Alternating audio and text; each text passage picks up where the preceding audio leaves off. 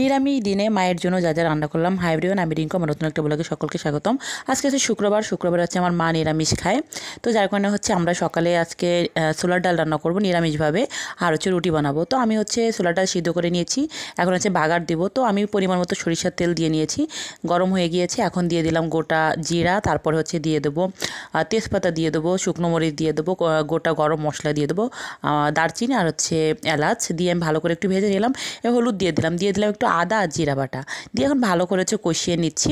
যেহেতু নিরামিষভাবে রান্না করবো, যার কারণে এখানে কোনো মানে পেঁয়াজ রসুন আমি কোনো কিছু ইউজ করবো না। আমার মা হচ্ছে শুক্রবারে মাছ মাংস এসব কোনো কিছুই খায় না, তো ভাবলাম যে আমরা সবাই আজকে নিরামিষই খাই।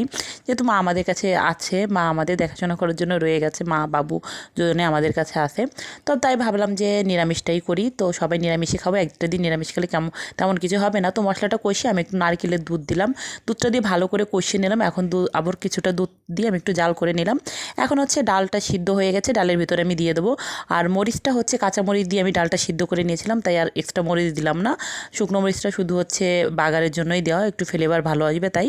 তো আমার ডালটা কিন্তু আমি বাগারটা দিয়ে নিলাম। এখন কিছুটা সময় জাল করে নেব।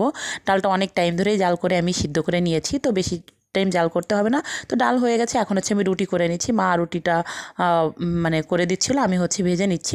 তো রুটিটা করে আমরা হচ্ছে সকালের নাস্তাটা সবাই মিলে করে নেব। তারপরে হচ্ছে মানে আমি আজকে একটু ডক্টরের কাছে যাব। শুক্রবার আমার ডক্টর থাকে, তো আমি মাসে একবার যেহেতু ডক্টর দেখাই, তো ডক্টরের কাছে যাব, তাই ভাবলাম যে একবার নিরামিষটা করে রেখে যাই। তারপরে হয়তো রাত্রে কিছু করে নেব, দুপুরে খাওয়ার জন্য নিরামিষটা করে রেখে যাব। তো আমি এই যে কড়াইতে তেল দিয়ে দিলাম হচ্ছে একটু হলুদ লবণ দিয়ে দিলাম সয়াবড়িগুলো আমি হচ্ছে সিদ্ধ করে নিয়েছিলাম, গরম জল মানে সিদ্ধ করে ভালো করে চিপে নিয়েছি। তো ভালো করে লবণ হলুদ দিয়ে ভেজে তুলে রাখলাম। আজকে একটা মিক্সড সবজি রান্না করব, মুগ ডাল, তারপর হচ্ছে বিভিন্ন টাইপের সবজি সয়াবড়ি দিয়ে। তো নিরামিষ দিনে একটু মজা করে নিরামিষ রান্না করলে কিন্তু ভালোই লাগবে। আর নিরামিষটা আমি কিন্তু একেবারে খারাপ করি না, ভালোই করি। তো ভাবলাম যে সবজিটা করে যাই, যেহেতু ডক্টরের কাছে যাবো, সবজিটা করে রেখে গেলে।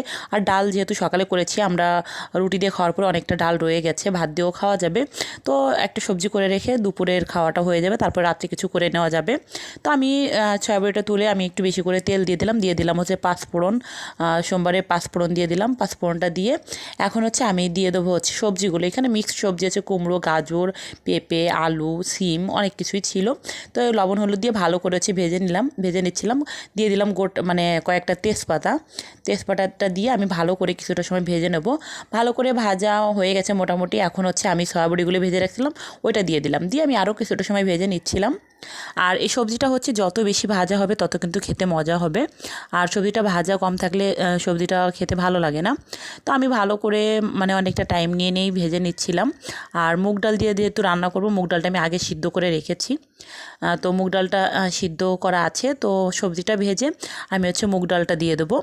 আর এইভাবে কিন্তু সবজিটা রান্না করলে ডাল সবজি সব কিছুই খাওয়া হয়। কয়েকটা কাঁচামরিচ আমি কেটে দিয়ে দিলাম, তো কাঁচামরিচ দিয়ে রান্নাটা করব। আর সবজিটা কিন্তু কাঁচামরিচ দিয়ে বেশি ভালো লাগে, আর আমি যেহেতু কাঁচামরিচই সব তরকারিতে ব্যবহার করি। তো এখন হচ্ছে ডালটা দিয়ে দিলাম, মুগ ডালটা সিদ্ধ করে নিয়েছিলাম, মুগ ডালটা দিয়ে দিলাম, সাথে কিছুটা জলও দিয়ে দিলাম। এখন কিছুটা সময় রান্না করে নিলে আমার সবজি রেডি। তো আমার সবজি কিন্তু হয়ে গেছে, তো একটু মাখা মাখা টাইপেরই রাখবো। তো এখন হচ্ছে আমি নামিয়ে নেব। তো আজকে ভিডিওটা এই পর্যন্ত। যদি কিছু ভালো লাগে লাইক করবেন, কমেন্ট করবেন, আর প্লিজ ভিডিওটা শেয়ার করে পাশে থাকবেন।